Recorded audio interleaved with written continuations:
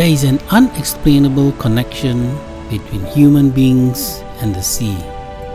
For some reason, we are continuously drawn to it. There is no one who will not enjoy a day at the beach playing in the waters. Even merely sitting down and looking at the sea, listening to the waves and feeling the breeze can bring peaceful feelings. But in reality, the sea is not always calm, gentle, and peaceful. It does have its ugly side. In the course of our history with it, thousands of lives were lost at sea for all kinds of reasons. But one of the reasons that clearly stood out was the lack of rescue.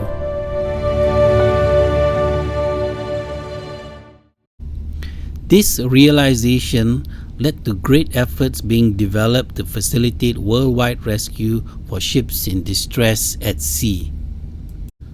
But the ocean is immensely huge, stretching for thousands of miles.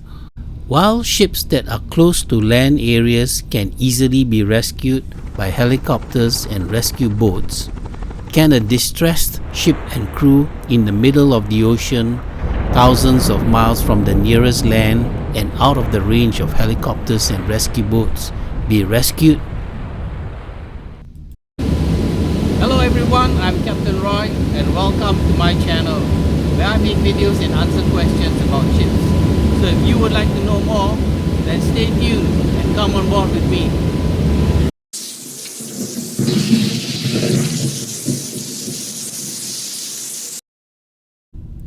In any rescue effort, time is a crucial factor in determining the success of the rescue.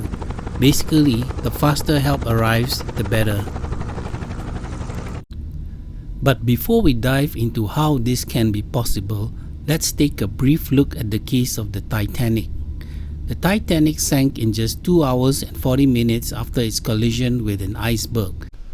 That's quite a good amount of time.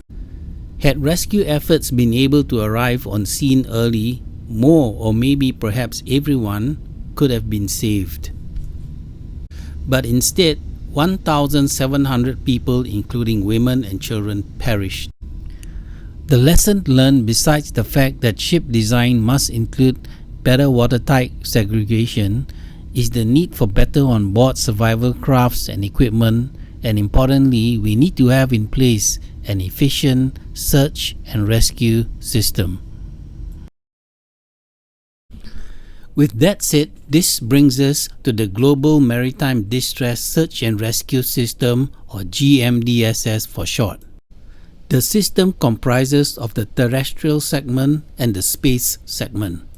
Besides improving the safety of life at sea, one of the most important functions of the system is to ensure that a ship in distress is able to broadcast a Mayday distress call and its position to all stations, which includes Rescue Coordination Centers, or RCCs for short, no matter where the position of the ship may be. This is achieved by ensuring that each ship carries on board the appropriate GMDSS equipment according to the sea area that it operates in. In the terrestrial segment, radio telephony is for voice communication, including Mayday broadcastings made via a VHF radio or a MFHF radio. Mayday, Mayday, Mayday. This is serious leader, serious leader. Also in the terrestrial segment are digital selective call, or DSC, alerts such as distress alerting, the purpose of which is to alert the attention of a station operator such as a RCC station operator, who will then respond. Navigation Telex, or NavTex, is another service in the terrestrial segment that provides a variety of important maritime safety information via an onboard fitted NavTex receiver. Finally, there's the radar transponder, which is a search and locating device. This device, when switched on, basically transmits a signal that can be picked up on a ship's radar. This greatly reduces searching time, as it allows the rescuing vessel to home in on the distressed ship.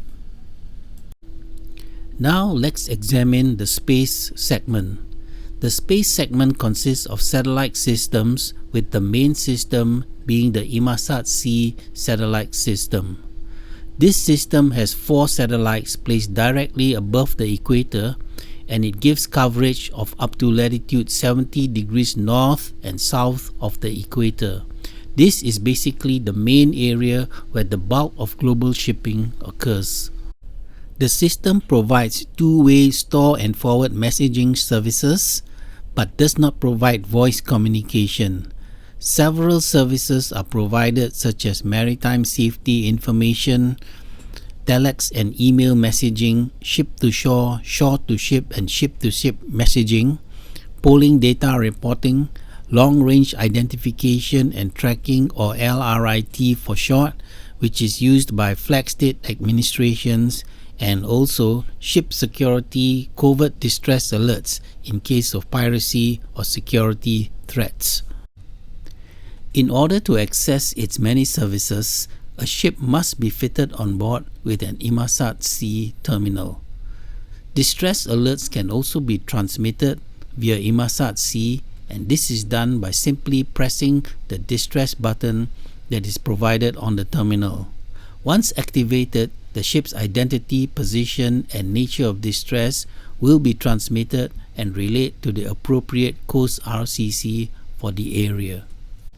Included in the space segment is a device called an EPIRB, which stands for Emergency Position Indicating Radio Beacon. The device is mounted on board as a float-free device, which means that if the ship sinks, the device will automatically float free and begin its transmission. Portability and option for manual activation is also available. Once activated, signals are picked up by the COSPAS satellite system. The system then uses the Doppler shift principle to calculate the position of the beacon, and this position is then relayed to the relevant RCC. The RCC then jumps into action to communicate with the distressed vessel and to organize rescue efforts. Now let's summarize and see how the entire GMDSS system works. As can be seen, the system covers all sea areas, providing full communications between the relevant parties, which is the distressed vessel, the RCC, and the search and rescue forces. But as good as it looks, there are limitations to the system, and let's now analyze what these limitations are. Firstly, it must be remembered that rescue is never immediate, even if the situation happens close to land. Dispatch and travel distance will take time for rescue to arrive. Next is the availability of resources. Resources such as rescue helicopters, boats, and rescue personnel may have already been mobilized for another situation. This may lead to a lack of current available resources, including no nearby ships in the vicinity. Weather conditions is another limitation. Bad weather conditions such as storms, blizzards, etc. may prevent rescue efforts from being safely mobilized. The range of most rescue helicopters is about 500 nautical miles at most. This makes it impossible to afford such a rescue to a ship that's further away. Hence, in a mid-ocean distress, the situation is more complex as the possibility of shore rescue is unlikely. A ship's master is duty-bound to proceed for a rescue or assist in a rescue if he happens to be close by in the vicinity. This was the case for Titanic, where the vessel that came to the rescue was the RMS Carpathia, but unfortunately she arrived 1.5 hours after the Titanic had already sunk. In the absence of both shore rescue and nearby ships, or the expected late arrival of such, then the crew and passengers must resort to survival using the ship's survival crafts such as the lifeboats and the life rafts. And lastly, if for some reason the survival crafts cannot be deployed or safely boarded, then self-survival becomes the final resort. This will necessitate donning a special survival suit called the immersion suit. This suit is specially designed to be watertight when properly donned. It will keep the user afloat with his head above the water and will keep the person dry. The suit is equipped with a light and whistle to attract attention and is also fitted with a lifting harness for rescue by a helicopter.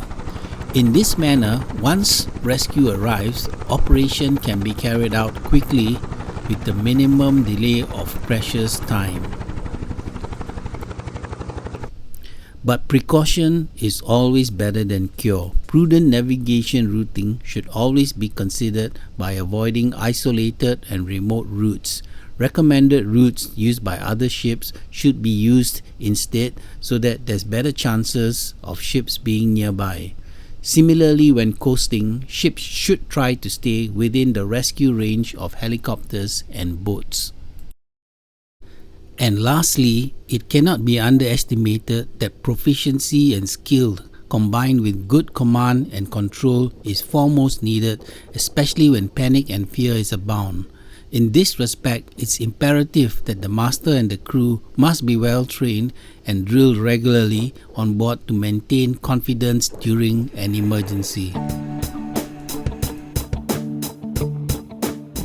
Well, once again, we've come to the end of the video. Thank you very much for watching. Hit that like button and subscribe. And I wish you a great day, and I'll see you on the next video.